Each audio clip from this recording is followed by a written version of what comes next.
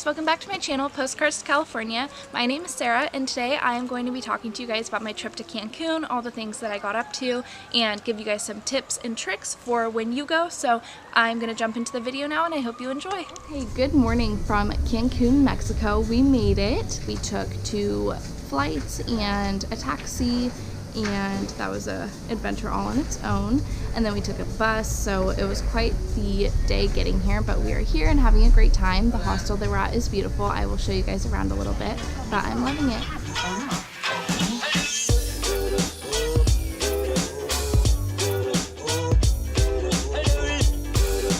Just to update you guys, we are still hanging out in the courtyard at our hostel, and we're trying to book a tour for the underwater museum in Cancun tomorrow, which I'm really hoping it works out because we're trying to book tickets. It's a little confusing, but we'll see. It's supposed to be absolutely amazing, so I really want to check it out. And I've never been scuba diving before, so it'd be really awesome to kind of just get my resort certification and then get to dive and see if I like it and ever want to get PADI certified. This was my first scuba diving experience, and it was hands down one of the most amazing, terrifying things that I've ever done. I'm so thankful that I did though, because the experience was unbelievable. It was also a huge personal accomplishment for me because the amount of determination that it took for me to actually get under the water and do the dive was just so unlike anything that I've ever done before. So I'm so thankful for the experience and the self-empowerment that it brought me.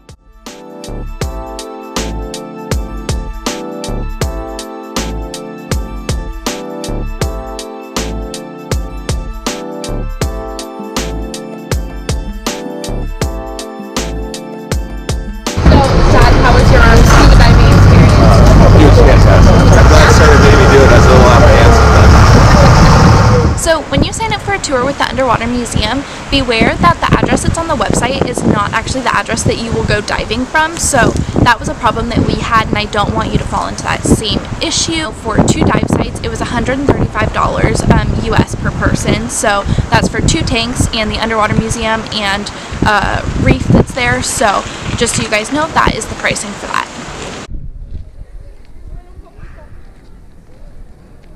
We took a tour to Chichen Itza, which is one of the 7 modern wonders of the world, which is actually quite a mouthful. But it was absolutely incredible, and it was an all-day tour from 7 a.m. till 7 p.m. So when you're doing this, block out an entire day for it. I really enjoyed my tour. I met some amazing girls that were from Europe, and they're actually au pairing in the United States, so we had a really nice conversation about that. And you'll see them in this video. It was so fun, and if you guys are watching this, hello, I will show you guys what we got up to. And there was 5 different stops, I believe. We went to a Mayan town, we went to Chichen Itza, and we went to a cenote, another town at the end, and then okay, that's it. So 4 stops. Our tour to Chichen Itza, we booked at a local grocery store, actually. There was a little kiosk, and there was a lady who came up and told us she could give us a 2-for-1 deal. Who knows if we were actually getting a deal or not, because we talked to other travelers and that was the same price they paid, but still, that's okay. It was very affordable for a 12-hour tour. It was $109 US for 2 people. So for my dad and I to both go, it was $109 US, which is very good because buffet lunch was included, and all the stops that I talked about were included, as well as the entrance fee to Chichen Itza. And when you're going around talking to them about tours, just make sure that they tell you what exactly is included, because we found that some places didn't include drinks, which you would have to pay extra for, and then some of the entrance fees weren't included, so you just have to beware. And I think that's the main difference of the tour groups, because it looked like everything else was pretty much the same. We saw a lot of the same groups at each of the stops that we went to, so just make sure that the small details are all what you want them to be, because that's going to be the main difference in pricing and company. On our tour for Chichen Itza, we had 4 different stops. The first stop was a Mayan village where we got to meet one of the locals, well, a few of the locals, and they had a gift shop where you can walk through and see what they sell. And this is also where we had our buffet lunch. In my opinion, we had lunch very, very early. It was about 10:30 or 11 in the morning, and our tour went till 7 p.m. So make sure you pack snacks and water, because you'll definitely want it throughout the day. So when you get there, you probably expect Chichen Itza to look something like this. But what you really will find is that it looks a whole lot more like this. Kind of like a zoo. Great people watching though, so that's really fun. And you just have to wait for an off moment to get pictures like this. It is kind of like a big tourist attraction is really what it is. I mean, obviously you have the pyramids, which are incredible to see, and it's a really awesome experience, but you definitely will feel like you are in like tourist heaven. There is shops lining the streets in Chichen Itza, and everything is very expensive, so bring water and sunscreen for sure. Bring a hat because it's so hot you'll get sunburned, so definitely just be prepared for that. So I am currently on a tour at Chichen Itza, which is one of the modern wonders of the world, so very, very cool, and I am having a really great time. So our guide that we had was absolutely incredible. He was very knowledgeable and wanted to share about his people. He was of Mayan descent, and that was a really awesome touch, so I really enjoyed that. And we had an hour guided tour where we talked about all the different parts of Chichen Itza, and we got so much information from him, which was incredible. He had diagrams, he told us about the old games that they used to play and the human sacrifices and what that was really like. So behind me is where they used to do human sacrifices, and they would leave the hearts at the very top. They didn't do it on the big temple because it was too sacred, but this is where they did it, so it's really crazy.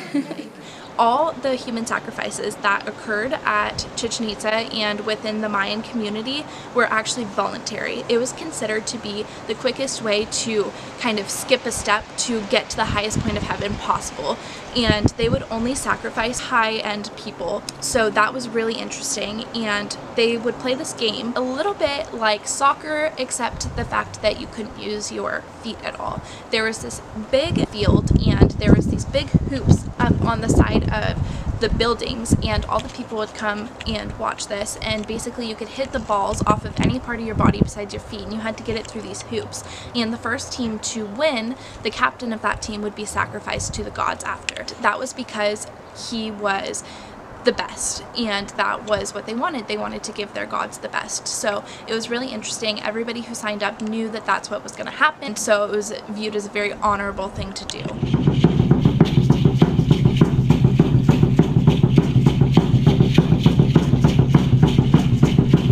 So we just got to a cenote. It's my very first one of the trip, so I'm really excited.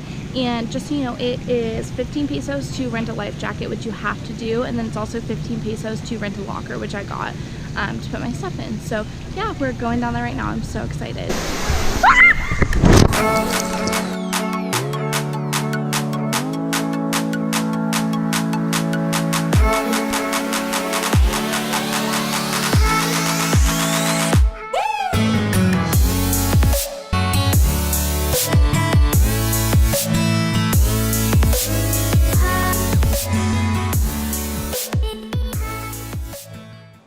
The last town that we went to was so cute. It reminded me of a little version of Disneyland, but it had so much heritage and culture, and there was just this big square in the center with this amazing church, which I was just in love with.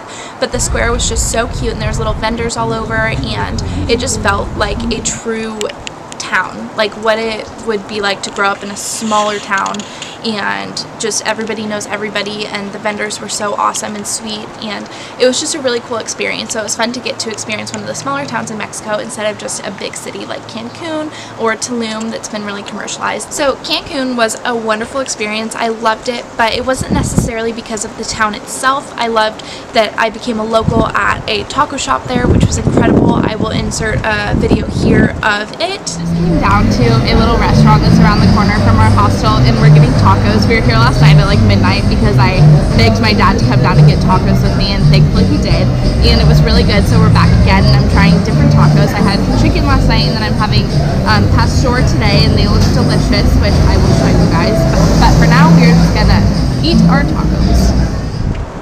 I also loved the day trips that we did from Cancun. We went to Chichen Itza, which was incredible, and then we also did our dive from there. So Cancun just had a really wide selection of things that you could do around the area. It was the first stop in my trip in Mexico, so stay tuned for more. So once again, guys, I am Sarah from Postcards California. Thank you so much for joining me, and I hope that you enjoyed. Don't forget to like, comment, subscribe down below. I look forward to reading all your comments and hearing from you guys. If you've ever been to Cancun, let me know what your favorite thing to do was.